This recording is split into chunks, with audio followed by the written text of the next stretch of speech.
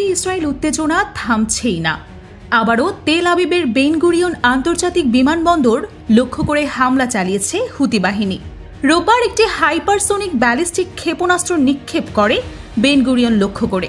তাদের দাবি, ইসরায়েলের বহুস্তরীয় আকাশ প্রতিরক্ষা ব্যবস্থাকে ফাঁকি দিয়ে সরাসরি লক্ষ্যবস্তুতে আঘাত হেনেছে সেটি। জরুরি পরিষেবার বরাত দিয়ে ইসরায়েলি গণমাধ্যম দৈনিক ইয়েদিওত আহরোনোথ জানিয়েছে, এই হামলায় আহত হয়েছে অন্তত 7 জন। বিস্ফোরণের তীব্রতায় বিমানবন্দরের আশেপাশের বেশ কয়েকটি ভবন ক্ষতিগ্রস্ত হয়েছেও বলে জানা গেছে।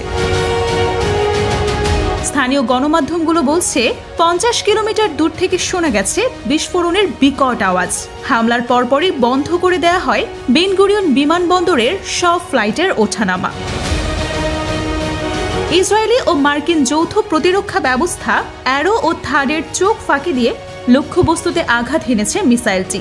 বিমানবন্দরে মিসাইলটির আঘাত হানার মুহূর্তের ভিডিও প্রকাশিত হয়েছে ইসরায়েলি গণমাধ্যমগুলোতে। ভিডিওতে দেখা যায় ক্ষেপণাস্ত্রটি সরাসরি বিমানবন্দরের কেন্দ্রে আঘাত হানে। হুতি বাহিনীর সামরিক মুখপাত্র ইয়াহিয়া সারি এক টেলিভিশন বিবৃতিতে বলেন, এই অভিযান ছিল গাজার অবরুদ্ধ ফিলিস্তিনি জনগণের প্রতি সংহতির অংশ। তিনি আরও বলেন, এই হামলায় আতঙ্কিত হয়ে প্রায় 30 লাখ ইসরায়েলি নাগরিক আশ্রয় কেন্দ্রে আশ্রয় নিয়েছে। মার্কিন ও ইসরায়েলি প্রতিরক্ষা ব্যবস্থা যে ব্যর্থ, সেটা আবারও প্রমাণিত হলো। হুতি মুখপাত্রের হুঁশিয়ারি, বেন গুরিয়ন বিমানবন্দর এখন আর নিরাপদ নয়। যতদিন গাজায় আগ্রাসন চলবে এবং অবরোধ অব্যাহত থাকবে, ততদিন হুতি আন্দোলনের সামরিক প্রতিক্রিয়াও চলতে থাকবে। এই হামলাকে সাধুবাদ জানিয়েছে হামাসের সামরিক শাখা আল কাসাম ব্রিগেডের মুখপাত্র আবু ওবায়দা। এক বিবৃতিতে তিনি বলেন, যত নির্যাতনই হোক, হুতি গোষ্ঠী মাথা নত করে না।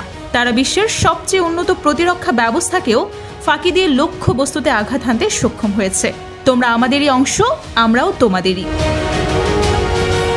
ফিলিস্তিনি অন্যান্য প্রতিরোধ গোষ্ঠীগুলো এক বিবৃতিতে হুতিদের এই হামলার প্রশংসা করে বলেছেন, এই হামলা ইসরায়েলি প্রধানমন্ত্রী নেতানিয়াহুর তৈরি করা মিথ্যা নিরাপত্তার বিভ্রমকে ভেঙে দিয়েছে।